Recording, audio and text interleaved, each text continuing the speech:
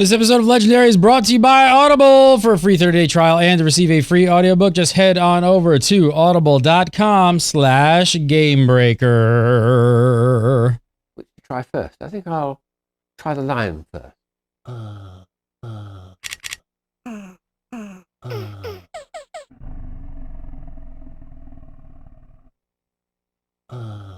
Oh.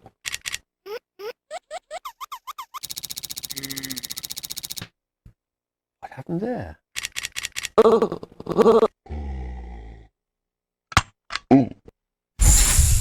Game Breaker TV.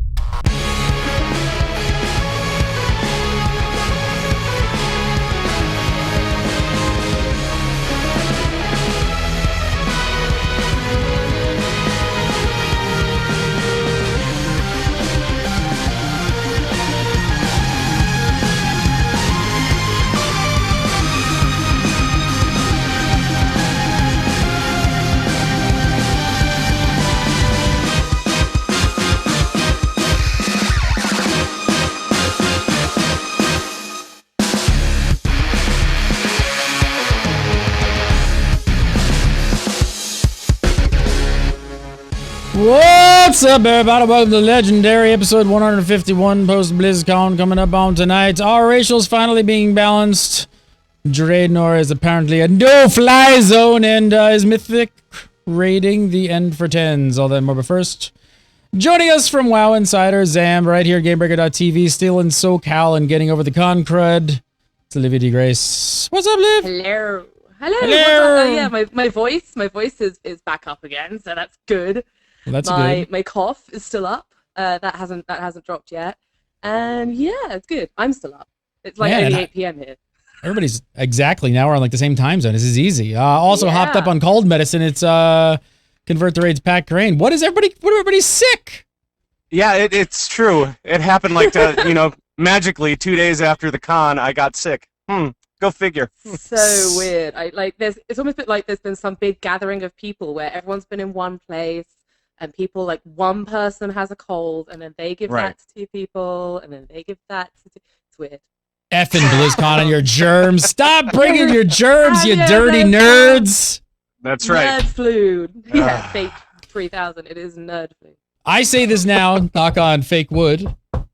I somehow, the entire Game Breaker Nation ended up getting sick. Everybody came home, and, like, everybody was, like, knocked out for the count. I somehow, I don't know, skirted it. So I'm you know what this means, Gary? No, you know what this means. This means you are the originator of the. So you are that guy. That's it. I carried it. It's me. That's it. Either that or you took like loads of zinc and echinacea and like all the hippie stuff that you're supposed to take, right?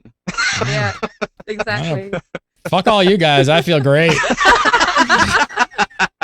Well, Nice. I will feel great. Yes. There you go.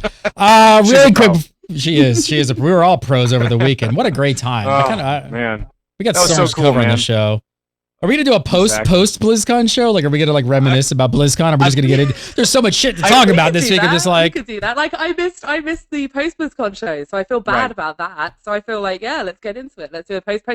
I guess that's kind of what our show is. Yeah. Yeah, I could talk about, this whole weekend forever. I mean, that was such a great time. It really was. I mean, just hanging out with you guys and meeting some of the fans and meeting some of the devs and some of the other gamers out there. And, it was really fun. It was like the best time I think I've had in a very long time. So. All right, so let me ask. No, actually, I want to ask Olivia because she hates BlizzCon. I'm going to ask Pat. I pumped up BlizzCon pretty big as being like my favorite con. I mean, now that you've experienced it, I mean, you were pretty cross-eyed Saturday night. I think you were having a good time. No, I was not cross-eyed. I was, yes, I was cross-eyed. Keeping your eye on two different corners of the room. If anybody saw the post BlizzCon show that we did, I apologize already because I may have had quite a few cocktails before Gary pulled me in to do a show. You had a really uncomfortable knee throughout the entire show as well. That's why I wasn't on the show. I went from 0 to drunk like at speed that evening, and I got all Yeah. Gary's texts. Thursday later. I was night was like "Oh, 0 to drunk. Oh. Thursday night. But Fantastic seriously- job, by the way. Thursday night. I mean, thanks to everybody who came out to the Annabella, because Yeah. that you That guys was made amazing. our night. I mean, that party was just awesome, and I had a That was great really time. cool. Liv did an amazing job throwing out stuff and doing Yeah. all the giveaways and stuff, and the live Trying stream to has been stop great. Gary throwing out stuff. Hey, I was throwing out like boxes. They were like, everybody's gonna get hurt. Somebody's gonna take an eye out. I'm like, Hardback books and fuck brass it. Here's and a all the mouse with a. Sh It's like, it's okay. If Yeah. I found a brick, I'm gonna throw it at the crowd. I'm like duct taping razor blades to the mouse. Ah, watch out! That's next year, kids. That's next year. It'll be a whole. this time next year. But man, what a great time! I mean, everybody. Jesse Yeah. Cox, thanks to Jesse Cox for coming out. I Yeah. mean, he's just a He was blast, great. and he sat in the entire time. Day 9, man, that day Yep. 9 Jesse Cox like segment is. If you guys haven't watched it, you have to go back and watch it because it's And- epic. Even if you don't like and StarCraft, Gary- you know, Day talking about the Wasp. Oh my god! And I got a back rub. And I got a back rub by day 9, which That was You know. that was so hilarious, and it was funny because I'm like, do you want me to sit in on this thing here with Day 9 and Jesse here? And you're like, yeah, sure, go ahead and sit in. And I'm like, as soon as it started, I realized what my job was. My job was to laugh the entire time because it was so hilarious. No, me too. I was out It of was it. so hilarious. They just, I don't know. They just started. Those the guys just Wasps- have a no, thing. It was hilarious. Watch that trade chat. Thank you, Michelle man. Morrow. Yep. So many great people, Krendor, awesome like- meeting Krendor and coming out. Like it was just yeah. a blast. It was so much Yeah. fun. Everybody I think had a great time. Indeed. Hopefully everybody Yeah. went home with a little something. I Right. shot a lot of wristbands. At bruise. least a bruise. Hopefully I went home with a shiner. Because So- Gary's checking out books. Just chucking out their books. Hey, people can catch. If only audible, It's funny. If only you were chucking audiobooks, they wouldn't have hurt anyone. Right. There you Interesting, go. interesting. For It was a next ton year. of fun though. The whole entire Yeah, con was just a was good. blast, and It was everybody great. was having fun. It was And Yeah. if you guys are watching this show and you're Blizzard fans, I'm telling you now, start pinching your pennies and putting a little kitty away. Go next Yeah. year. Go. And it sounds Yeah, like they do are that. never gonna. It sounds like they're definitely planning on not missing again. Somebody, I don't know. Did hope you guys not. hear that? Somebody like Morhaime like said something to the effect of like, yeah, I don't think Yeah. we'll be missing a year anytime soon. I've And I heard hope not. various rumors. Yeah, I've heard various rumors saying like, oh yeah, it's already like the hotels are already booked, and like Right. they've already reserved. Like it's all just rumors. Like I'd love them to be true, because I had a great time. I was a little frustrated by elements of it because I'm just such an information junkie. I want to know everything now, and it's like it was frustrating for me to be like, tweeting out about some panel. And they're like, oh, I wonder if this, and this. And they're like, oh, they're answering this on a Q&A on DirecTV. And I'm like, damn it. Right. Damn it. I want Yeah, to watch yeah. that when I'm at the con. But then, I had a great time. So I really hope that they do bring it like next year and the year after that. And yeah, save your pennies. And just It was like- meeting people. So many Yes. people. Awesome. And that's the The- coolest thing. I always bring it up about BlizzCon. It's like PAX is awesome. There's a lot of fans, but it gets scattered because it's like a lot of fans of a lot of different games. So Right. there's not that like common bond between people. And like you just go to BlizzCon and everyone is just so psyched to be at BlizzCon. They're yelling and screaming and everybody's having a good time. And it's like Yeah. just And all like the- how many times how many times did somebody literally just randomly walk up to you just be like, hello, how are you? And like, not even know who Right. you are, but just start talking to you and be like, hey, what's up? Well, and Yeah, randomly hug you or Yeah, whatever. I mean, just kind of come up to you and just give you a hug, and I went, "Who the hell are you?" And then I looked at her badge, and it was the Shaw of Happiness. I mean, like, what? Yeah, I got What? a random hug assault from the Shower of Happiness. My goodness, she's knee high to a grasshopper. She's a tiny little thing, such a tiny little ball of happiness and Shah. It's awesome. But there's so many people, and like I feel so bad because there was like some people who were like, "Oh, Olivia," when I was rushing to a panel, and can we grab a photo with you? And I was like, I'm literally like, I'm jogging through the convention hall with a laptop and a Yeti microphone on my back because I'm late. It's like, I'm really sorry. Try and catch me later. But like, it was so much fun. I felt really bad. But if you're watching this, sorry. But it was just awesome just to meet anyone at all who's like, I watch your stuff. It's like, thank you so much for watching. Like, legendary. Yeah. Thank you so much. Yeah.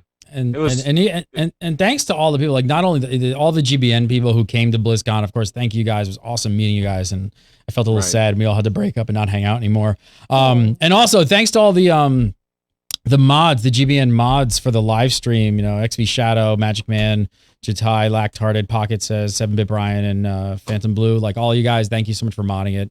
So a lot of people in the chat room, so that was kind of special and craziness. So we always need those. But yeah, I think Last year it felt a little bit empty not having the BlizzCon, so I hope it keeps coming year after year after year. It's always a fun time. Yeah, and I think Nathera posted something on Twitter today where she was talking about next year. You know, it's just like a hypothetical next year, and somebody goes, BlizzCon 2014 confirmed. All right, so we're on for next year. There you go. All right, there's tons to talk about. Let's talk about some of the stuff that came out of there. Really quick. Gamebreaker Nation, EU Warcraft event planners and officers, we need you. If you want to be a guild officer or an event planner and you are in the EU, send an email to submit@gamebreaker.tv and let us know. We're still looking for some people to get the EU stuff going. And check the Gamebreaker Nation calendar. We have our first GBN Flex Raid event coming up on November 19th. There's a bunch of details. The only thing I have in front of me right now, I know that there's a 496 item level requirement to get in, but other than that, you should go check it. Sign up, apply for the Gamebreaker Nation. You don't have to exclusively be in the Gamebreaker Nation. You do not have to leave your guild currently, so get on over and join us as well because we're having lots of fun. So November 19th is the first Flex Raid event. Mark your calendars. All right, so let's get into it. So it's the week after BlizzCon, obviously, and we're not going to be able to cover everything in this one show because there's quite a bit of shit that came out at this conference. So expect us to be talking about these things over the next few weeks. Yeah. I think we'll hit a bunch of this stuff this week. What we can, the really hot stuff, the real hot topic on the forums this week is the racials. Apparently, there was a dev interview which talked about Alliance racials being made passive, and people are getting quite worked up about this until EU community manager Tech Rallis jumped and made a post actually today about this just to calm all you people down. Yeah. I've hung out and partied with you. You're a crazy lot. So there aren't plans for any broad sweeping changes to racial abilities in 6.0. We'll probably tune some numbers so racials feel less mandatory in certain cases. Also, due to the changes we announced at BlizzCon, there are several hit and expertise-based racials that will need to be replaced with something new. Hopefully, we could use those new racials to help shore up racial balance overall. So, I don't know, Liv, I'll start with you. What's your take on this? What does this read like to you? It's a funny one. Like it's kind of people. This interview that came out, which people have been talking about, was so weird. It was so weirdly presented. And like it seemed like someone was sort of had a conversation with this guy and was just trying to like report on it from memory. So I think a lot of what maybe the developer said may have got like turned around a little bit. From what Takrellis is saying, I kind of feel like it's going to be like she's specifically mentioning numbers. So I don't think we're going to be seeing changes to stuff like every man for himself. I think we're going to be seeing changes, if anything at all. And like there's no this is speculation, okay? So there's no confirmation here that anything's going to change. Like things like beast slaying. I'm trying to remember the names of horde racials, and I don't normally say horde. Beast slaying and the all control racials. So like blood fury and berserking. I think chat room will correct me if I got those wrong. So I could think maybe some like slight numbers changes on those. But the thing is, hit is gone, expertise is gone. So that Dread racial 1% passive hit, not going to be that useful anymore. Yeah. And like the expertise bonuses, like Pat, you'll know these better than me, but like dwarves with maces. Dwarves with maces, and I think there's I can't remember them all. I mean there are a bunch of like orcs with axes, I think. Yeah. But yeah, there's expertise bonuses. So I think those, and I have a sneaking suspicion that when this person reported it as being this is the whole this is the passive thing, he meant the alliance passives, such as the 1% hit change, like these expertise changes. So maybe that's it. This kind of falls in line with all the stuff that they're getting rid of, right? I mean, there's the Reforge, they're getting rid of. So everybody's freaking out about the Reforge mount. So everybody's freaking out about all these things that they're getting rid of, but they're not necessarily going that next step and saying, well, Blizzard may have actually thought of this, and they will address it as we get along further into beta and into the next expansion. So I think that people just need to kind of take a step back. Don't get too don't get too itchy quite yet as far as where you need to be, because we have a while until this thing comes out. So Come on, Yeah, Pat, for it's the sure. internet. We gotta get itchy. We gotta get crazy. Hey, That's why what don't we you do. speculate? Like, Come on. if Flip they say that stuff, we table. go I nuts. see that table. Flip let's it. flip it. That's right. Well, what do you guys think that there's a need for racials to be balanced? I think, like, I mean, again, Pat, like, for PvP, the human racial is definitely strong. Like, there is no denying that the human racial is very strong for PvP. Right. I don't think it's as crazy strong as people make. Like, people aren't like, oh, it's the end of the world if the human racial doesn't get balanced out. I don't think it's as crazy good as people like to make it, like to make out it's definitely good. Don't get me wrong. Like, Yes. most Alliance PvPers will be human unless there is no option. Like, for example, you can't be human shaman. So, Right. And people, most you know, and most PvEers are probably going to want to play Orc and Troll because of Blood Exactly. Fury and Berserker, because those are actually really good racials, especially for DPS. So why not use those if you can? For sure. But yeah, I mean, I'd like to see them get reworked a little bit more so that you can kind of spread the love between all the different races, and maybe you can even it out somehow. But the way it stands right now, it's a little uneven here. And Why there. is Blizzard even hanging on to them? Like, why not make them out of combat, like Rift or Guild Wars 2 or something like that? Why are they hanging on to these for so long? They started it, damn it! They're gonna run it into the ground. I started, so I'll finish. I know, it is kind of like, it's an interesting question. Like, all of these people get so worked up about racials. But, like, so I see someone in chat room, a nighttime app mentioning cannibalize. Like, that's an awesome example of a racial that's got flavor, because undead, you know, zombie, what do? You eat people. And, like, it has no real impact on PvE. It has no impact on PvP apart from really winding people up. Like, if you've just killed someone in a battleground and you're undead, eat them. It's gonna drive them freaking insane. I love that. But it's like, that's a perfect example of a racial. It has no impact on combat. It has Right. flavor, it has feeling to it, and like, maybe those are a better route to go for racials. And like Guild Wars 2, where the racials were like out of combat things, maybe that's a better answer. But yeah, Pat's right. They're just like, no, we've made this choice. We are going to play this out until the end. Damn it. I've built this castle and I'm not letting you knock it down. Is that really? Do you think it's it? I mean, I think that's it right now. I think they're probably Yeah. going to take a look at this, especially as they go through beta and really kind of figure it out. But for right now, yeah, it's theirs. They want it. They own it. For sure. And they want to keep it going for a while. And also, All right. like, you know, it's also the like, I was joking about flavor and cannibalize. Someone in chat room got me. We're on the same wavelength, chat room, you and me. But it does add class flavor, like the sort of everyman for himself, like trolls and berserking. There's sort of like lore feel and links there, and it removes the sort of what's Schaffner's favorite word, the homogenization. what did you call it? A step away from that. The homogenization? Yeah, exactly. That's like Homogenization. Schaffner's The favorite word. homogeneity. We try to make it say homogenization as much as possible. Do we drink? Is that a new drinking game? Is that a Shafted Yeah, it drinking should game? be. Let's It do it, should let's be. do it. It should be. I'll drink my tea. There you go. T, homogeneity. Mm. All right. Another really big topic on the forums. This is an interesting one. Is about flying on the new continent. So it's going to be limited to max level players. That would be like, no surprise. We're kind of used to that if it was just limited to that. But what they're doing instead is they're actually saying that nobody can fly on the new continent until patch 6.1. So no matter how fast you guys all get to max level, there will be no flying for you until the first full patch of the expansion. Now, here's what's even crazier. Bashiok jumps on. He's a fantastic mustache, by the way. He does. I wish I could grow that. It has a mind of its own. It really does. It really does. What did you like? Wake up to it or something? Like, did it crawl up next to you in the middle of the night? It may have. No.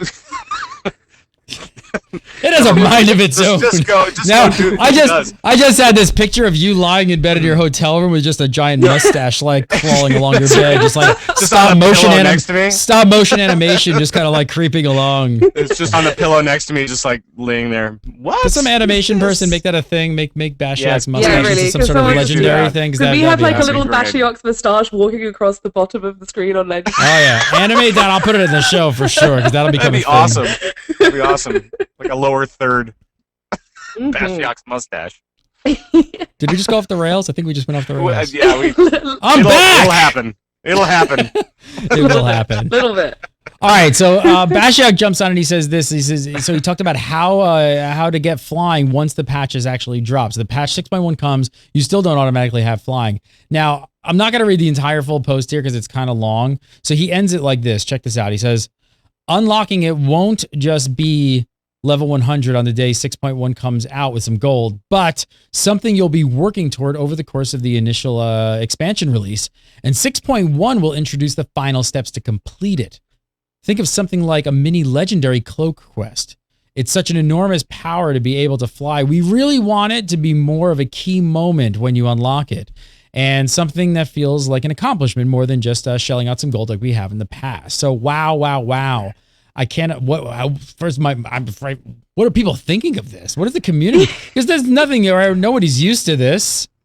Right. The Zerg Raiders are really loving this change. They are really loving this because this means that they will have to crawl around Azeroth, looking for the portals to all the raid content, not being able to gank mobs or anything like. No, they're kind of pissed.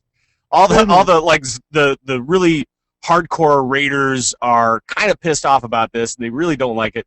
But at the same time, I kind of get it. I mean, it's got to be something more than just for the end game.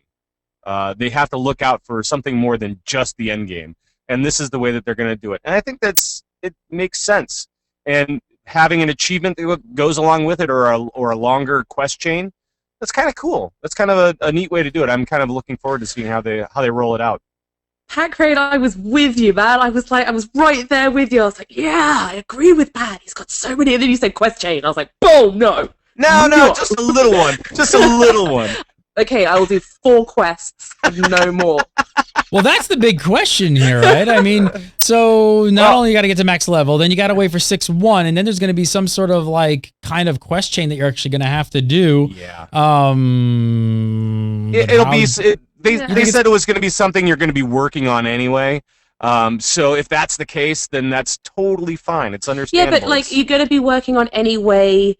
In what context? Is this, you're going to be working on it anyway in the same way that, doing Golden Lotus rep is no big deal because you were doing Golden Lotus rep anyway to get the other factions?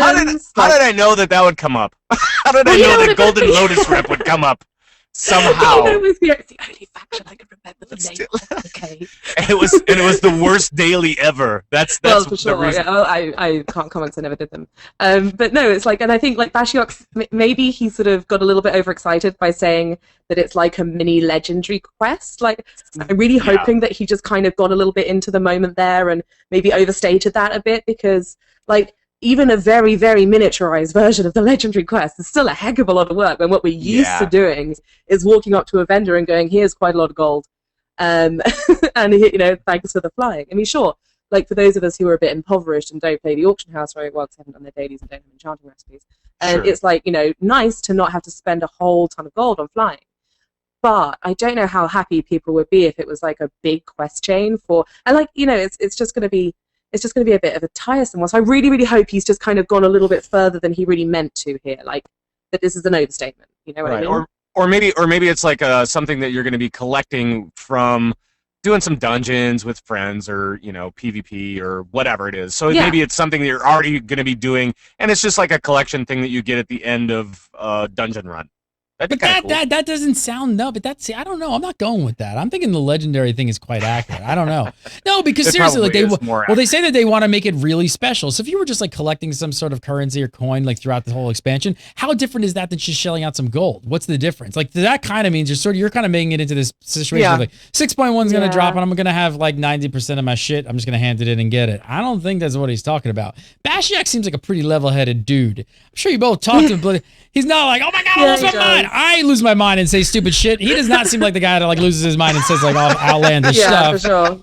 I'm really thinking that this is going to be some sort of task that's going to be somewhat difficult. And then I gotta wonder, how are players going to backlash at this and kind of I don't know. What do you do with alts? What do you do with alts?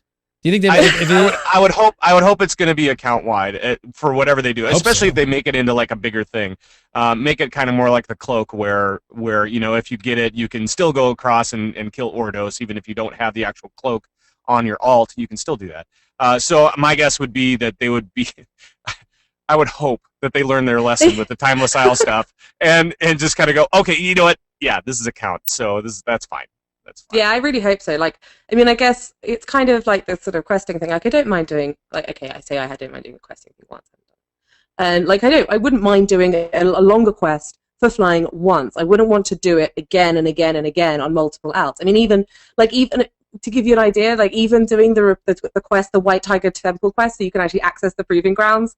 Like, I don't know, I think that's been hotfixed now, but before you would go in there, and if you hadn't done the quest to open the doors into the Vale of Eternal Blossoms, you had to go back before you could get into Proving Grounds and go do the 3 quests. I'm just like, oh, why can't this be account wide? So yeah, so it's like, I really hope that if that's what they end up doing with this sort of higher end quest, that it is account wide. That would drive me insane to just do that. What do you guys? Again and again.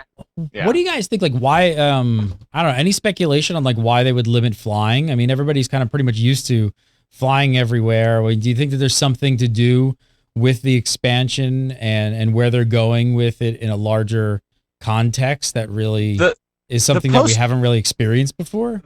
The post talked about, it wasn't necessarily about seeing the world or trying to enhance world PvP. They know that they can't really, force that on you too much. But at the same point, the one thing that was brought up was about combat, about in-world combat. And so they wanted to make sure that this felt maybe a little bit more dangerous, because if you have a flying mount, you can just kind of kill whatever and then fly over the stuff you don't want to kill. Well, maybe there's something that's in the way. Maybe they've got it built in a certain way that they want you to kind of proceed through this world a little bit more carefully. So that would be kind of cool as well. I'm okay Bring with it. it back, the danger. Yeah. I also feel like I feel like flying, it's such a mixture. Like, I think the first time you go through, it's kind of cool in a way to be forced onto the ground. Like, for example, exploring the bits of Pandaria when I went through there on my first, like, getting my first 90. Exploring bits, like going up Mount Neverest. Like, if I just flown to the top, that would have been nowhere near as much of a sort of like, oh, wow, experience as actually, going up all the tiny little paths and being like, oh my god, we're actually going to fall off this. Is kind of, like, maybe that's just I have a massive problem with heights, but, it was kind of cool. It was kind of, it keeps you in the world. It's better for, I feel like it's better for immersion. And also there are things that they can do as well to make it, like, I don't think they did a particularly good job of this with Mists, where, like, the zones were still quite big. Like, it still took you time, like, quite some time. Although the quests were very much in pockets, it took you quite some time to actually traverse, like, Dreadways, for example, was getting killed by everything every 10 freaking seconds, and that was so annoying. But, like, if they make the zones a bit smaller and pack quests in a bit tighter, then maybe we won't feel the absence of flying quite so much. I mean, like Ray Kobo, who's, like, I was really lucky to get to interview him, he was saying, like, it's going to be like Australia, like, everything's going to kill you, but killing everything's going to get you something cool as well. So, maybe there's actually just going to be less requirement for long distance travel as well. Maybe they've been designing this with the absence of flying in mind. I've always been a fan of when they restrict this stuff. Like, I mean, flying changes so much of the dynamic of, like, especially with just seeing people on the ground and, like, the whole social aspect and all that kind of stuff. I don't know what it might be, but for some reason I do feel like there's going to be some, like, larger element to this. I feel like there's more of a reason that they're doing this.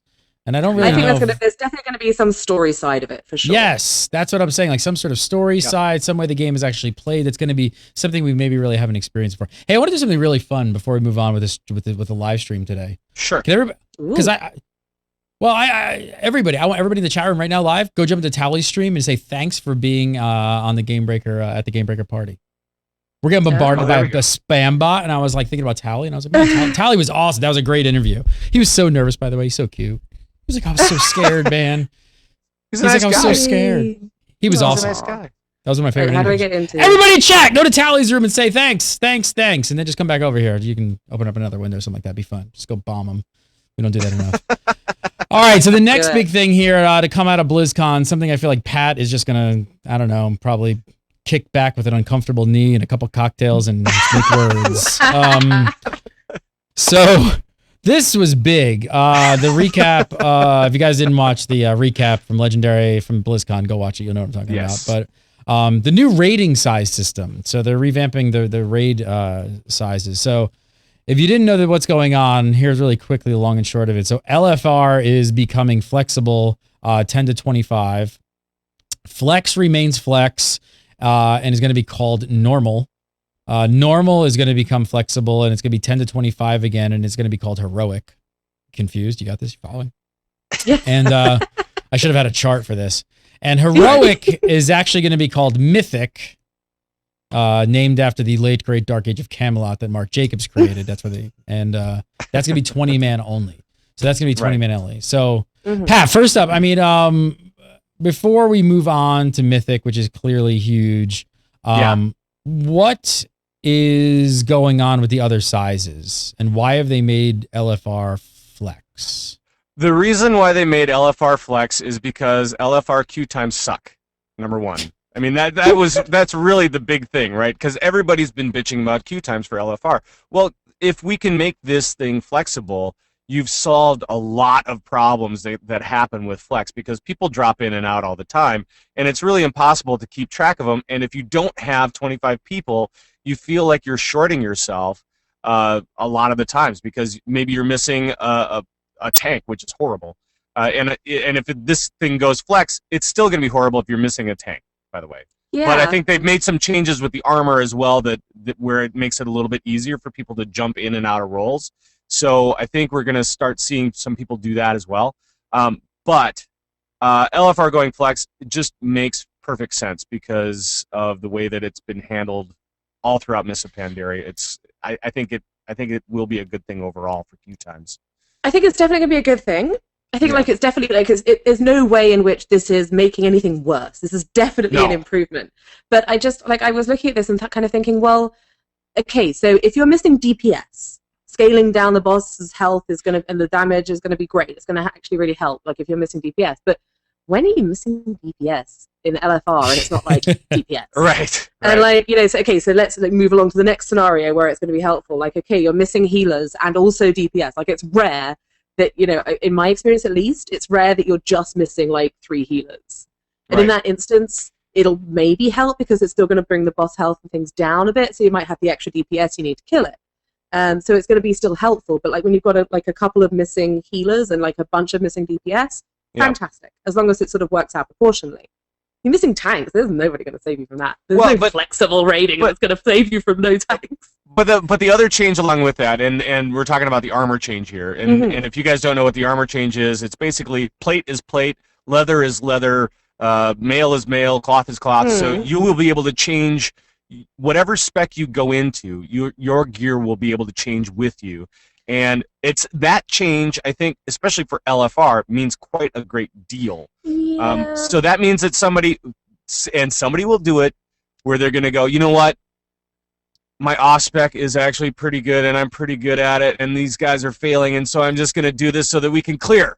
And then they're going to switch over, and they're going to be like, oh, great, we made it, yay! So yeah, I hope that happens. What I think's realistically going to happen is that you're going to get people who are like, well, I'm technically a DPS, but I'm damned if I'm. There's that too. So it's gonna be a little bit scary, but and then the other thing that they mentioned along with LFR was that they wanted to make it into more of a, and I'm gonna quote Greg Street here. Oh, bring it up, tourism mode. Tourism mode. So for tourism mode for LFR, that's what Greg Street said that they wanted to change it into. And if that is the case, LFR is going to be a breeze to go through, right? Because they're just out there to see the content. Maybe get some chivos and maybe a little bit of gear upgrade for them, which is fine. And that's about it. But and then if you want more, you can go into normal and heroic. Yeah, so. I don't know. I still feel like this is going to do nothing for the tanks. Like people are still, even if it's easy, like tanking is putting such a spotlight on yourself, such a spotlight on your abilities, and like it leaves you open to so much crap from other people. And like particularly if you don't, like if you're being that cool person who's like, all right, I'm a DK, it got me a blood offset and a blood off spec. I will put this on even though I don't want to for you, and you'll still get a ton of flack for not knowing the fights. And it's just like, dudes. You know, I think again, I think it's an improvement. Yeah. Don't think it's going to do much for the queues. Well, and again, it depends on how they tune it. So if they tune it as tourism mode, they may come up with a way to tell you more about what it is, what's happening, so that you can prepare for it. So maybe they'll come in with some in-game warnings for you. So it'll say taunt now, and then you're fine. That would be awesome. If they did that, that would actually fix things. I also kind of think the one thing with the LFR going flexible, and I have no idea if this is possible. Like, what if they made it so you could do LFR? Like, you could be like, right, guildies, like obviously in the Convert to Raid guild or Gamebreaker Nation, this isn't going to be a thing. So you've got like hundreds of people at your disposal. Right. But like in my guild, we could be like, oh, there's 14 of us on. Do you want to do flex, or should we take like the people who've literally just dinged 100 and let's go hit up LFR? Just these 14 of us. Like, wouldn't that be cool? Yeah, it sounded like they were going to try to queue to a certain number, and I'm not sure what that number is. So they're going to try to queue to a hard number. So it sounds like for new groups, and then from there it will become flexible. So we'll see exactly how that turns out. What do you guys think of? What do you guys think about the whole renaming thing? Flex to normal, normal to heroic. I mean, how can you not love this, Gary? How can you not love this? Are they changing difficulty with this stuff as well, or is it kind of just a name change? And obviously, change. It's definitely a name change, that's for sure. And who doesn't want to be a heroic raider or a mythic raider? I mean, mythic, that sounds so awesome.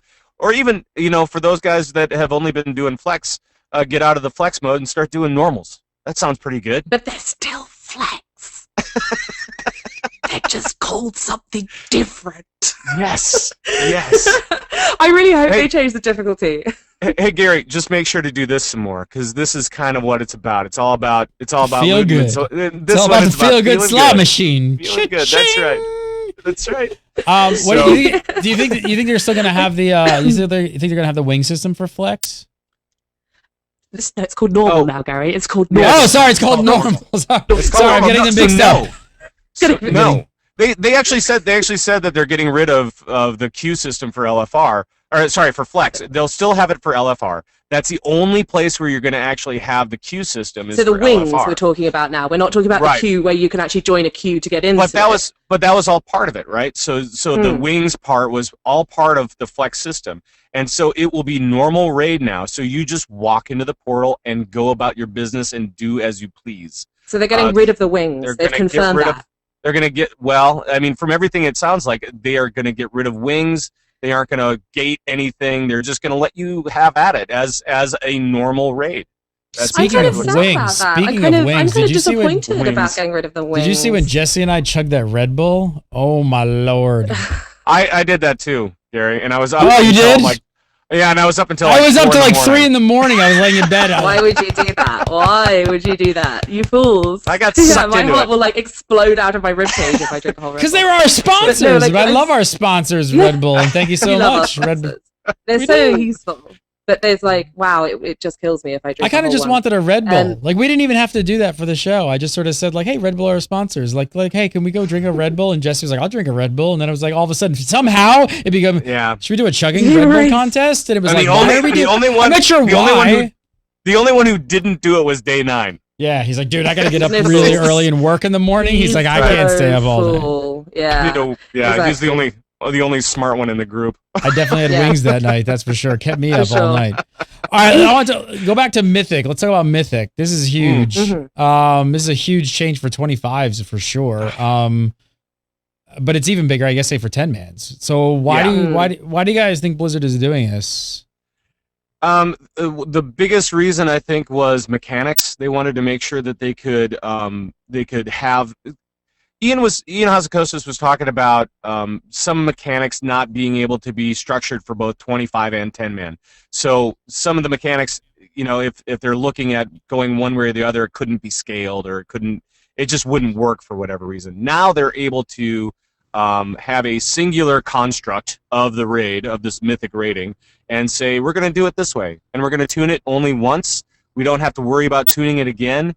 We can just go in there and you're off. So I think they also were saying things like it's gonna make it easier for them to be like, oh, well, in this raid, you have to have a mage to spell steal this buff, or you will wait. Like, this is the way you have to do this. You have to have a paladin to bop someone during this phase. You have to have a warlock for demonic gateway, which is currently like every raid, but anyway, you have to have a warlock for demonic gateway, or you have to have X class to do X role. And I think like in 10-man, because we've got 11 classes right now, you can't really do that right now in 10-man. So they're saying that this is the reason, like, it's going to make them able to make encounters more interesting as a result. They're going to be able to use mechanics exactly like these class specific ones, which they haven't been able to use since they split the raiding 10 and 25. So I think, like, that along with what Pat's saying, there's a bunch of reasons why they're doing it. Yeah, and really that class thing made a lot of sense, because that was one of the things that Ian brought up as well, is that they wanted to make sure that that your particular team had one of each class in it, which I thought was kind of cool. I mean, that's pretty neat. They want to have everybody grouped together to defeat this big bad of the next expansion. That's awesome. Yeah. Also going to make it easier to recruit, right? What's Lore been doing? Lore's been all over the forums on this? Yeah. What's he doing? Yeah, for sure. So, like, obviously the thing is here that 25-man guild, as you were saying, Gary, it's like it's a huge change for them, because they are going to have to drop some players. But, like, talking to a bunch of 25 players, and I'm not one myself, so I can't pretend to be an expert on this. But, like, talking to Trekkie, who can pretend to be an expert on this, he's like, well, Method are gonna drop. Like, we're gonna lose people through the expansion. Like, it's just gonna happen that we're gonna lose some of our raiders across the expansion. So he's like, it's cool, doesn't matter. Like, they were apparently raiding, like, getting World First Siege of Orgrimmar with a bench of 2. So a bench of 2 people in that raid. So they were literally like, they had 27 people. So if they lose like 2 people across the expansion, they'll have a 20-man team and a comfortable bench. And obviously you've got like the whole flex thing scaling up to 25. So that allows you to get your bench people some actual raiding action, get them geared up, get them ready for Mythic. However, if you're in a 10-man guild, this is freaking huge. This is like, you're not just going to have 20 people, you're going to have a bench. You're going to have to say you've got 12 people right now. You're going to have to double your roster to get this going, to get this working. So this is a huge deal. So what Lore's been all over the forums with is saying ways in which, like, this isn't going to be so bad. And Pat, I know that you run a freaking huge guild. Like, what's your take on what he's been saying? Well, I mean, the things that he's been saying are things like, guess what? You're not gonna, as you build your team, you're not gonna be screwed out of raiding, which is kind of the good thing, and neither is your bench. Your bench will be able to raid with you no matter what. So, people have been like, oh my, there he is. So over the course of time, you're going to be able to build up your team. You're going to be able to raid together, and you're going to be able to have fun, because we're in this flexible environment. So you can raid up to your 25 people, which is the best part of this whole thing. Everybody will still be able to raid into heroics anyway, and then once you get into Mythic, then you'll have to make some hard decisions. But I think that is probably the best recruiting tool of all of them, is this flexible mode stuff. Yeah, for sure. And I think you've got to remember, like, other stuff Lore's been saying on the forums, like, for example, like, gear's not going to be such a big deal at the start of a new expansion as it is now, because everyone's going to be in their crappy questing blues and maybe their Garrosh axe. But, gear's not going to be such a big deal. So obviously you're still going to have to recruit the players, but it's just, it's not going to be such a huge problem. Like, if you were trying to recruit, like, double your raid roster now, you'd need geared people as well as everything else you've got to deal with. And, like, connected realms are coming. Yes, and then that's all useful stuff. If your realm isn't being connected, then that's not quite so useful. And it's all cross realm, which is nice as well. Not Mythic. No, not Mythic. Sorry, Mythic is not. But as a recruiting tool, we can go all the way up through heroics, cross realm, which is really actually pretty excellent, because then that way you can try out. That's awesome. I love that. I could just watch that for like an hour. I could watch that for an hour. No, but you can recruit people, and you can recruit them into real environments instead of LFR Flex, whatever. So you can actually recruit them, try them out, and figure out whether or not you want them on your team, and then have them transfer. Yeah, for sure. Transfer over before Mythic. Why do you guys think why didn't they go for 15? Why didn't they go for 15 for a size for Mythic? It comes back to that class size thing. They wanted to make sure that there was one of every class in your composition. So I think that's kind of the real reason, but I could be off. Liv, what do you like think? 15 is still more than 11, right? So you can still make that. I don't know. Like, I think the part of the reason, like, yeah, for 15, it is obviously fewer people, so there is an element there of it's going to be harder to get everyone in there. But on the other hand, like, you're kind of messing with. This is going to sound awful. And everyone who's in a 10-man guild, I'm in a 10-man guild, okay, guys. So I'm like freaking out about this too, and we're the worst. We're the people who are going to be affected as well because we're just casual, occasional heroic raiders. Like, we might, like, this tier, we are currently 11 or 14. So we'll finish this with time to do heroic. And we won't be able to next year because we're not going to be able to find another 10 people. But so I'm with you 10-man guilds. But if they did it for 15, then they're screwing everyone over. They're screwing the 25s and the 10s. And at least with 20, they're only screwing over the 10s. So there's fewer people, right?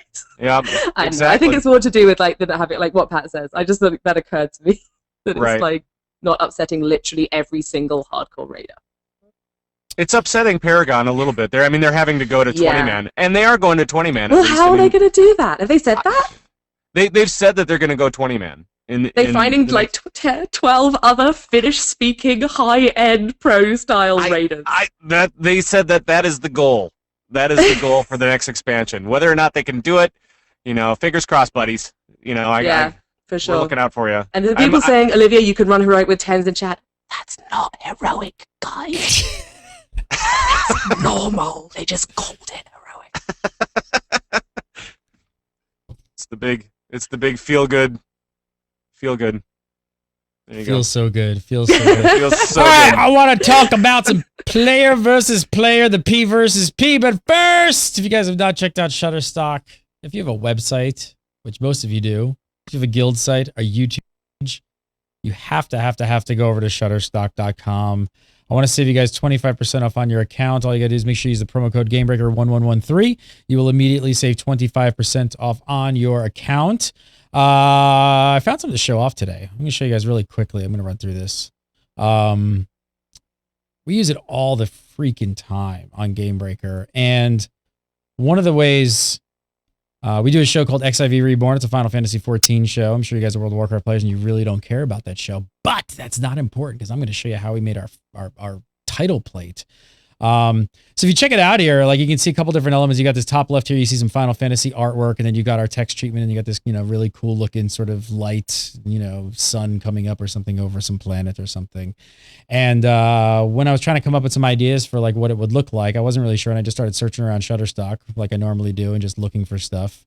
And I started liking lights. So I made a light box called Lights. Funny enough, Lightbox Lights. And I just started putting some stuff together. And here, so first you could see, like, here was one element. I saw this one. I was like, wow, that's kind of cool. I kind of like how that's done. And I can't make that. That's for sure. I like that, the lens flare and all that. And then we threw the Final Fantasy thing in the top corner, and then we did the text treatment. And I was like, but it needs like something a little more to kind of tie it together. You can see some of these sparkles in front of the V and stuff. And that's where like I grabbed the second element, this one over here, and really faintly just kind of laid it over the top of the whole thing, dialed it back a little bit. And things like that. There's all kinds of stuff like this on Shutterstock. It would take you forever to sit here and make all these lights and all. I mean, this is just some of the stuff I picked out. And that's it. You don't have to use this stuff just in its current form, just the way it looks. The cool thing is you can manipulate this stuff and use it for logos and websites and backgrounds and overlay it on top of something else and use a composite mode in Photoshop. And for some of you that have no idea what I'm talking about, you're like, what the F is he talking about? Composite modes. I don't know what that means. I'm one of those people. I have no idea what you're talking about. So yeah, really quickly, but it's not a Photoshop thing, but in Photoshop, you stack images on layers and then you do things and it kind of like, changes the opacity and lays things on top. So we were able to take like, 2 Shutterstock elements and 1 Final Fantasy element and some text treatment. And then that's how we came up with our XIV Reborn plate, which looks cool. Check that out. Looks amazing. Cool. So that is just another example of how we use Shutterstock at GameBreaker. Like I said, there's a price point for everyone. You can download just a couple files, a couple images. You can do a monthly plan like we do if you do a lot of work. But I want to save you guys 25% off. So just make sure you can go sign up right now. You don't need a credit card. You don't need to buy anything today. You can just start searching around, looking for cool stuff, saving it to light boxes. And then when you're ready to make your purchase, just make sure to use promo code GameBreaker1113 and you will immediately save 25% off. I don't know why I just started talking like Christopher Walken, but it seems like a good idea. That's the worst Seems to be Christopher the right Walken thing to ever. do. It was really bad. It Wait, really what? was. Really? It was really You were bad, talking like but- Christopher Walken? Wow. Sorry. Nobody Shut knew. up. Shut up. you could have not even said a thing and no one would have been any the wiser. Probably true. Probably true. All right. It's time to move on. So much to talk about. Guess what it's time for? There we go. The Olinka Files, first time from BlizzCon. Hey, really quick, did you guys watch the arena tournament at all? I missed it. Oh man, is the Pope Catholic? Is I Salman Rushdie ex-directory? I watched the arena tournament like it was going out of fashion. I watched the arena tournament at BlizzCon between panels. And then I watched the arena tournament again on the virtual ticket. And I've been watching the VODs and rewatching the VODs and rewatching the VODs. Yes. So in summary, yes. I've watched the arena tournament. It was really good. So you've watched it like several times then? Each Yeah. one, Well, I each mean, match? I can't tell you how many times I watched the 2011 arena tournament. Oh man. And like the World Championships in China. Like I can't tell you how many times I watched those. And so this time, this is going to be no exception. I'm going to be watching these ones till the cows come home. It's I just love watching WoW arenas. With the virtual ticket, it's like insane. I can't get any work done because I just keep on watching more and more videos. The arena tournament is still on deck, but it's getting closer. It's getting there for me.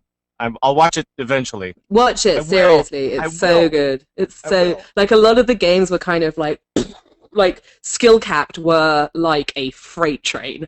Like everyone else is like, I got this sword, and skill capped were like Talbadar was just Talbadar. Like I was watching one, like I was like sat in like a different panel, like they were going into some lore stuff. So I was like there with my phone, like. This was. Oh, sorry. I'm gonna. Oh This crap! was I just saw Helenka in chat, and he said that I was dead to him. That's not good. That's him. That's not not good. very nice. I'm sorry, Brian. Hey, speaking of the Vatican, did you guys see this story? Speaking about... of the Vatican, is this Yeah. like wow? Is this gonna be one of those segues? Is this a Shaftnet segue? Did you guys see this? Someone in What? the Vatican pirated Football Manager 2013. What? Yes, look at that. Yeah. Why? Wow. Wow. Obviously, a Football Manager 2013 fan. Damn, can't even buy Mr. it. Sitting Mr. on Non mounds of Sequitur. gold in the Vatican, just sitting on Vatican Pirate City is like Bay. the richest principality in the world. Like they're just like burning money to keep themselves warm or something. Someone's pirating Football Manager. It's like It's the like- worst. Wow. It's on HuffPost, legit. HuffPost UK, by the Yeah. way. That's a great non sequitur there, Gare. Maybe we should Yeah, get really. back That on was a that. real. That's a Shaftnet level segue. That right there. That is. That is. Yeah, I was getting kind of overexcited talking about how Talbadar was just like such a happy little smiling elemental shaman as after he just blew people up. So Yeah. to the Vatican. I'm gonna Yeah. reel it back in. No, so one thing to come out of the arenas though was the idea of having the dampening debuff kick in actually earlier. So at 5 minutes, like it did in the tournament. So what do you guys think about this change? I mean, do you think it's a good idea?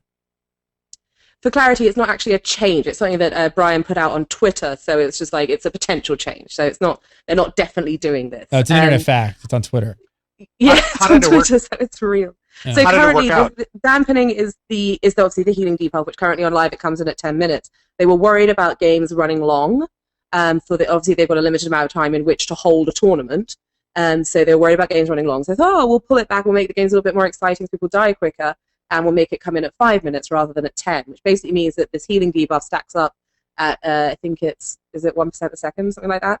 And so it's like stacking up. It just starts stacking earlier, basically. And I think, as I understand it, if I understand it correctly, it's still maxed out at the same maximum number of stacks of 60 as it did, so 60% reduced healing as it does on live, if I understood that correctly. But it worked out, it was kind of weird because there was either fights, like there were certainly some fights, like for example, if you watched Bleached Bones versus PvP Live, there were fights there that went right to the timer, and like you were really, really, really, really seeing the effects of dampening. Like they were really drawing it out, and like Danny Carey, who was PvP Live's healer, Miscue the Monk, was like going off and drinking constantly, and it was interesting. But then, like, other fights were just like I said, like skill capped. Like Talbadar just blasted Darius's elemental chamber, just blowing people up. So the damping debuff was neither here nor there, because almost no one got to heal anyone. And like other, people were just getting completely blown up by other teams, like MIR were just doing the same thing with the Shadow Priest. So it's kind of like it was cool for those fights that went on a bit longer. Whether it would work on live servers, I'm not sure. To me, I feel like dampening is supposed to be a match ender, and not something that's just something that you play to.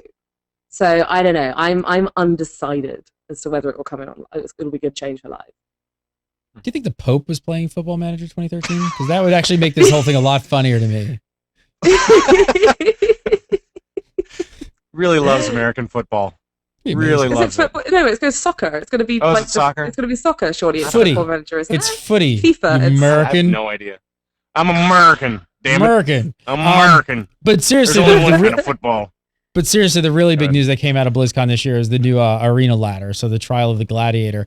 This is going to be a new ladder where you can only earn rating for short periods of time, a couple times a week. So check this out. So it's going to maybe be like, I don't know if this is like fact, if we know this, but it's going to be like maybe 2 hours on a Wednesday, 2 hours on a Saturday, and so on and so on and so on. And it's going to be tournament rules. So you'll log in. You're going to grab gear from a vendor, no grinding out conquest points, nothing like that. It's all right there for you to grab, along with the enchants, gems, everything. Everything you're going to do, all you're going to do is play. And this is a huge change. This is huge. This is huge. I think a lot of people are going to like this a lot. For sure. I might actually PvP. See? There you go. That's like one recruit right there. Like it's fantastic, because it's like people already say I get in chat. It's all skill based. This is what people who bang on about PvP being too gear based. If you're one of those people who's on Twitter saying, "Oh, PvP is too gear based, it should be pure skill," get your ass onto the trial of the Gladiator and show us what you're made of. Right. And it's like, but it's also for people who don't have the time to grind out 2 separate sets of gear. This is fantastic. It's going to be. It's going to be awesome. It's like you just literally rock. It's like Tournament Realm, but you don't have to pay for access. Like the Tournament Realm goes off every year. It's exactly this, but you have to pay. I think it like works out to $20, maybe $25 every year to get onto that realm. And people have this feeling as well that it's just for hardcore PvPers. You don't go there if you're not a hardcore PvPer. But this is in the game. It's there. It's right there, and I'm so excited about it. I don't think this is just for hardcore PvPers. I mean, not at all. Am I incorrect? This is like Guild Wars 2, right? Am I incorrect? Like that's basically what it is. Like go into the mist, go to a vendor, get all your shit, and boom, you're max level just like everybody else. Everybody's at the same level playing field, and go. I think this is great. Well, what's going to happen? What's happening to the current system? Well, this is important. This is something people have been freaking out about a little bit, and it's very clear. Like Law has been on the forums again with the blue post being very, very clear, and that there is the current system is staying exactly as it is. This is in addition to the current system, so you still got exactly as it was. It's all going to be the same, and the current system is staying in place. So don't worry. If you hate the idea of this, if you really love grinding out your conquest points and getting that gear. And also it's worth mentioning that the gear which you pick up from these vendors isn't going to work anywhere but this Trial of the Gladiator thing. So you're not going to be able to take that gear and then go raid with it, because it will just be like wearing whites for that. So it's not going to be gear that you can pick up and take elsewhere. So, I mean, again, I assume I would ask, what's the purpose of this whole system? I assume it's just to have, hey, here's a completely level playing field for people who want to PvP. It's completely skill-based. Yeah. That's definitely what it sounds like. And for those guys that don't have a lot of time to grind, I mean, this is going to be like me, for PvP stuff. This is going to be great. This should be kind of cool.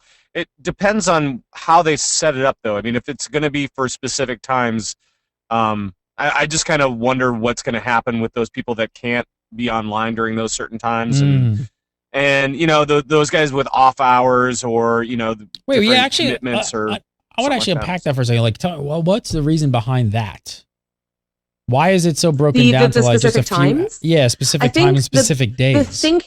The thinking behind that. So you can play as we understand it right now there's a blog on the official site on Battle.net saying that you can play at any time, but you can only earn rating in the ladder. Oh, okay.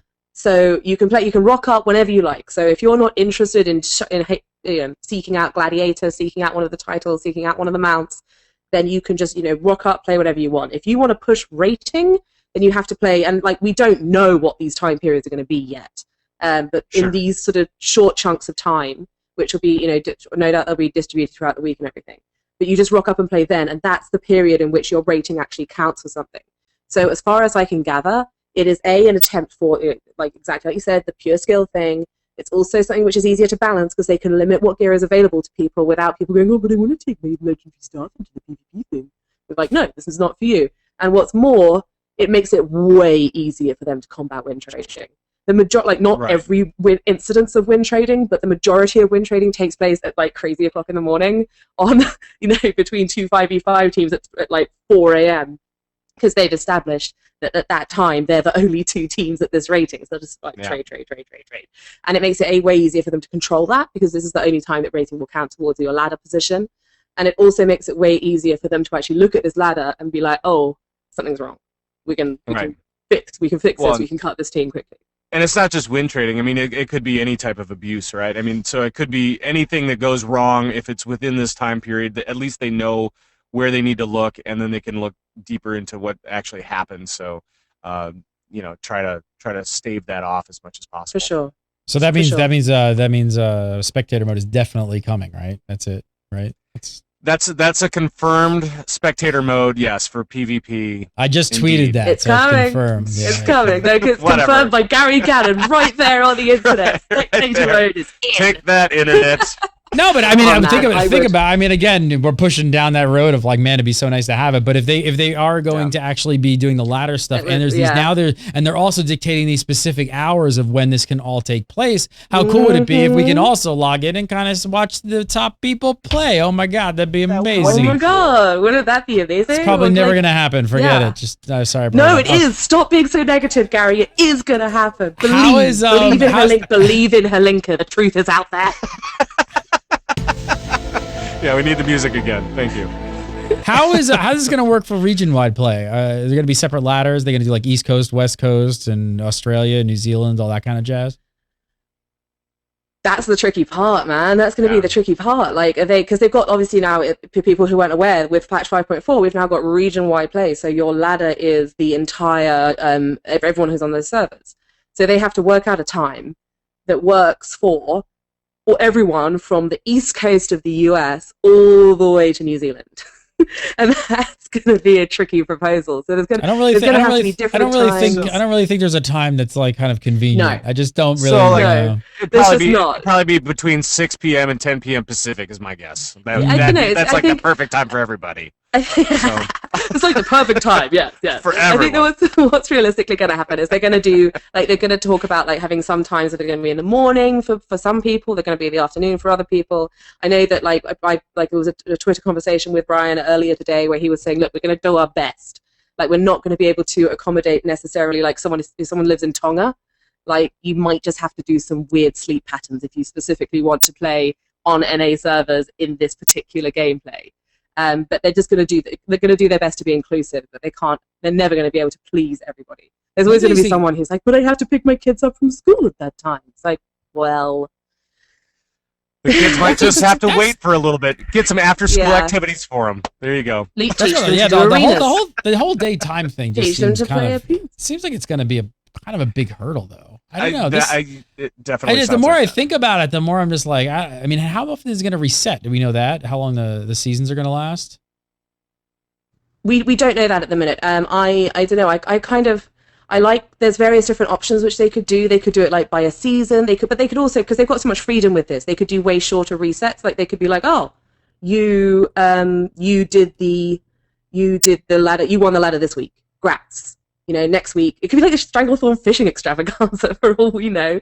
Like, it could be really short wins, it could be longer term, it could be a month, it could be an entire season. They've got so much freedom with this. They can pretty much do what they want. I'm kind of confused by this. And I'm watching chat and Holinka's staying silent. He's going dark. Yeah, he's very quiet. He's gone dark! I can't comment on this stuff. Probably not. Yeah, I'm like, I don't know. The more, I don't know, this is gonna be really interesting to see how it plays out. I mean, I love the idea, the whole concept of like having, going, be able to grab all the gear, just go in and jump into that stuff, and then also work on leaderboards. But the first thing that it just like makes me think of is something like, leaderboards like in Battlefield or something where they're more static and you're just working up the ranks. And, they even do stuff by like region, and I can look at like, who's big in California, like who are my friends, I can kind of see different leaderboards and stuff. But then you restrict it down to like, I have to be on these certain days and these certain times to kind of compete. Like that is just, I don't know. Now, if you can go in there, you're going to be able to grab all the gear, get all your mounts, titles, all that kind of jazz from this ladder. Why do you think people are still going to stick and play normal arenas at all? Just the people that possibly can't. That's a good question. Because they can't for those. Yeah, because they can't be on during those times or something. But you can still play. You can still play outside those times. And will they be able to get the mounts and the achievements from the normal ladder? We're not sure. Like maybe the only place where you can get those from will be this Trial of Gladiator ladder. But there's still more like if you like grinding out. I can see myself still playing on both ladders because there'll be people there'll be friends of mine who are like, oh, I don't want to play on the serious ladder because it's scary and it's all hardcore people, and they'll be wanting to play on the existing ladder and so on and so forth. So I don't know. I think like there's definitely people like me who are going to be like, well, I don't really care for grinding gear, so I just really want to do arenas.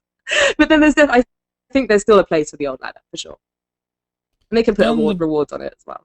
Gonna be very, very, very interesting. Something to keep an eye out for sure. Yes, it is, and that includes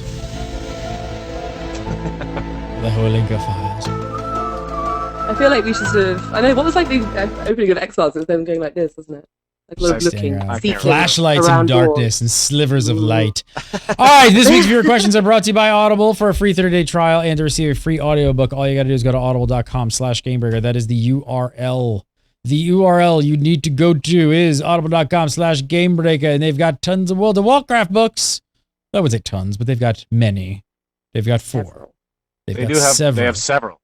They have several. I want to take let's take a little listen today. A little story time. A little Vol'jin story time. Story time. Primary line of reasoning, the whispers and tutting from the 2 Chang sisters gave him further cause to hold back. The 2 of them were old enough to remember when Lu Lang had first departed Pandaria, or so they said. Though their fur ran much more to white than black, save where they darkened it around their eyes, Chen assumed they weren't quite that old. They'd spent all their lives in Pandaria, and very little of them in the company of those who had lived on the Wandering Isle. For those of you who are not up on your lore, you should be watching or reading Conspiracy Craft, but you need to keep up. This is a perfect way to keep up. Go get all 4 of the World of Warcraft books that are on Audible. And like I said, I want to hook you guys up with one free one. If you guys check out Audible, I mean, I think most people know what it is at this point, but it's audiobooks on your iOS device, your Android. You download the app, and then you download books. And like I said, we want to hook you guys up with a free 30-day trial and a free audiobook. And you could download Vol'jin Shadows of the Horde right now as your free book. Clocks in at almost 12 hours. Fantastic book by Michael Stackpole. Just go to the audible.com/gamebreaker, sign up, make the account, download it, and get to listen to some World of Warcraft, and you can get in on the lore.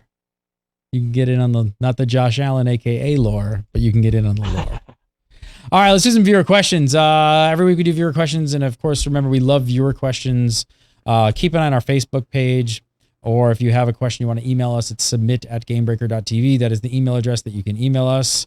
And like I said, video questions. We love them. Record yourself, post it to the YouTubes, and then email it to submit@gamebreaker.tv. Blue drunk. Whatever. Sensitive video One question. of those. I'm scared already. Whoa. Oh, hang on. I gotta shut off Vol'jin. Yeah, that'd be good. Still playing. Are you guys just listening to it in the background? That's fantastic. Let's see what Blood Drunk has to say. Hey, what's the weirdest thing you saw at BlizzCon? Okay, that's all fine. That's the weirdest thing. That That's the weirdest thing to come out of BlizzCon, I think. Out of BlizzCon, that might be it. Yeah. I'm trying to think. Yeah. I'm going to think. Anyone wants to go?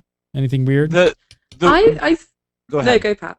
No, you hang up. No, you hang up. No, you you. hang up. No, you hang up. You hang up. All right, you fine. hang up. The weirdest thing that I heard, let's just say that, is everybody's voice going out at the same time, right? So as like everybody's voice was going out at the same time, like I ran into Halinka a couple of times, I ran into Krithto a couple of times. Those guys sounded like they ate a bag of glass before they decided to start talking. I was losing my voice. I think you guys were losing your voices. I mean, it was just nuts. So that's kind of one of the weird things. Yeah. I don't know, the weirdest, the Wait, two weirdest things. Can I kind of clarify? No, go. No, wait, because Go the ahead. question, because the question was, what is the weirdest thing you saw? I know.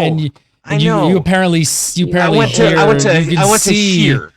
Yeah, just apparently went with one of the other senses, just forget about himself. Yes. Good. Because I don't know what the weirdest okay. thing I saw. I don't know. The weirdest thing I saw, like it was kind of the weirdest thing and the most awesome thing I saw. Like, well, there were two things, both were cosplay related. And the weirdest thing I saw was two Drene ladies in the ladies' loos arguing over hooves. Over hooves? Hooves. Yeah, as in the clippity-cloppity feet. Yeah. There were two ladies dressed as Drene in the bathrooms arguing over their shoes and whose were the most accurate portrayal of the Drene hoof. There was the dog. The other weirdest thing I saw. She's got multiple. Sorry. She's seen The other weirdest thing I saw got was like seen things.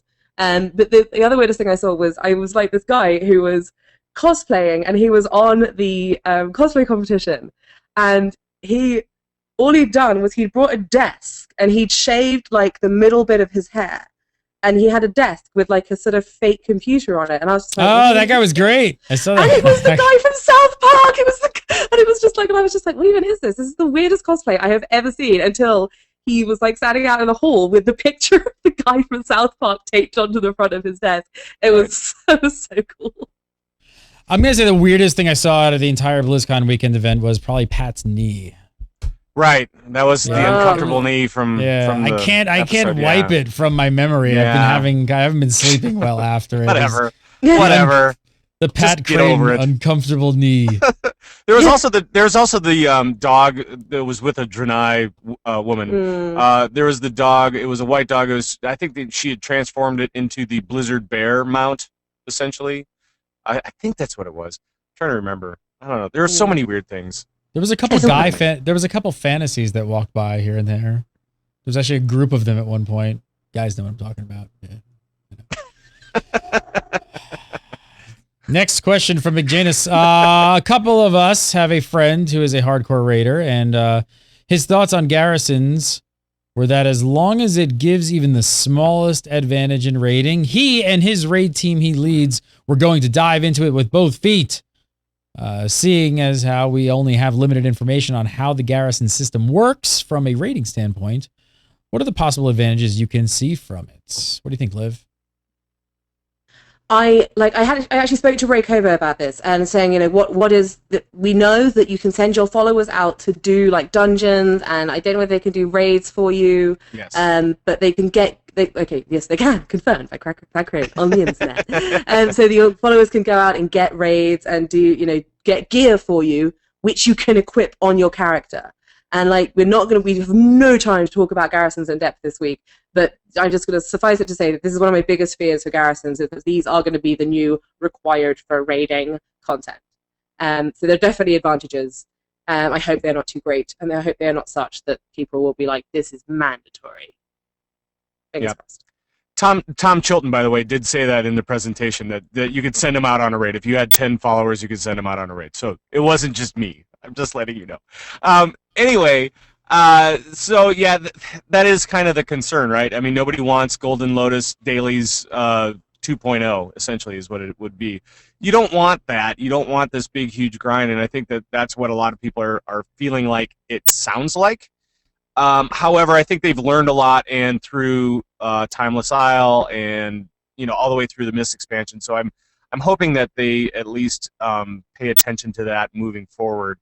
I don't think we're going to see necessarily a ton of dailies out of it, but there will be some certain advantages that raiders will want to pay attention to for sure. I think, from everything that it sounds like, it's gonna be good. All right, last up today, this one in from Guy. Guy has some aspect ratio I've never seen before. That's quite amazing. This is crazy aspect ratio. Hey, Gamebreaker, it's G.Lock again for UMS Malganis. I would like to start off first. I was right. OQ's coming to the game. And second, I would like to know what you guys' views, what they could do with jewel crafting and enchanting in, Warlords of Draenor, considering that they're removing a lot of necessity for gems and enchants. I mean, that's a lot of where my gold comes from. So I was wondering if you think they'll add like epic wands, epic rings, epic, neck pieces, stuff that you can actually sell. People are saying, oh, well, just that one enchant will cost more. I just don't see that being a thing. But do you guys think that it's wrong for enchanters to be able to make wands and jewel crafters to make, epic rings and neck pieces? That's basically my question. Thanks for taking my question. Later, guys. So this actually came up. Hey, Gamebreaker. No, I don't want to. This actually came up at the con as a pretty big thing. Is that people had a lot of questions about this, and a lot of people were wondering. So what is the impact do you think going to be on jewel crafters and enchanting? So what do they do? I think it's going to be like, sorry, excuse me. They're not going to be removing jewel crafting and enchanting from the game, guys. They're just going to be diminishing the number of slots which require it. So they're just making it simpler so that when you get gear, it's not like, oh my god, I gotta do all this stuff. This may have the impact that enchanting recipes are, like, enchants become more expensive because of supply demand, because it could work out that the individual enchants become higher priced. It could work out that the gems become higher priced. But also, like you say, there's no reason why they shouldn't be allowed to craft, not necessarily epics, but also, you can craft wands, not wands, you can craft rings and necks with jewel crafting already. Yes. And to make those into decent starting gear, I see no problem with that. Like, I can see that happening very much so. But then obviously there's also, why not something like that for enchanters? And enchanters can kind of, like, you really do need certain enchants. My profession's a JC in enchanting, and I'm not hugely worried about this. People who really hardcore play the auction house might be, but I don't see this as a big deal personally. I think it'll work itself out. Pat, any of your guildies concerned with this? Yeah, I think the auction house. I think people that play it are going to feel this the most. But again, I think we'll just see where it ends up being. And I do think that professions overall probably need a little bit of a revamp anyway. So maybe they can take a look at everything and just kind of figure out exactly what they want, because I don't think it necessarily hit everybody in Miss Pandaria as far as like those guys that just kind of brought up their professional levels to the amount where they could make stuff. And then there was nothing new that was really involved, especially with JCs, where you went, oh yeah, I need to really level up and get that next thing, except for maybe the mount. Yeah, the mount for sure. Yeah, like stuff like that, But like that was exactly that. So the dual crafting mounts, or the engineering mounts that are coming in, like Sky Golem more recently. Maybe they could do an enchanting mount as well. There's plenty of stuff they can do, and I mean, dual crafting and enchanting are, like, particularly dual crafting with the prospecting has been a license to print money for so long. Right. Maybe it's time that it was toned down a little bit. Just no. Hey, live chat room, don't leave when the show's over. I know you hear the music and you're out. Don't leave. I got something to tell everybody as soon as the show's over, so it's not going to make any sense down the show, but stick around. Pat Crade, follow him on the Twitter at Pat Crade, and of course, go over to converttoraid.com, listen to the Convert to Raid show. It is awesome with him and Coltrane and all the other rest of the gang. Always a pleasure, sir. Always a pleasure. And thank you. You and I and Mr. Coltrane have started a new show, which we will come back with next week, called Dat Game. And it's actually going to follow live Legendary. So we're going to have a show on after Legendary on Thursday, starting next Thursday, right following Legendary. There's one episode up. It's myself, Pat, Coltrane, talking about some PC games. We did the Stanley Parable for our pilot, and we'll be moving on. So next week, mark your calendars. Olivia D. Grace, follow her on the Twitter at Olivia D. Grace, and of course go over to WoW Insider and check out all her writing right there and right here on Legendary. Always a pleasure. It's great seeing you guys. Thanks so much all the peeps in the chats. Thanks for watching. Thanks for coming. Thanks for sticking around on your Thursday night. I know for some of you it's very, very, very late, and we appreciate it. Although I don't think it was ever as late as it was for Olivia, but now it's not. So. Hey, no, there's people in Europe who are running it 1 hour later than me. Trekkie was a hardcore 1 hour later. He was. Good. So we'll be back next week, Thursday at 8 PST. We do this show. Don't forget, we're going to do Dat Game, the show, right after Legendary starting next week. Mark your calendars and live peeps. Hang out. I'll be right back. Have a great week.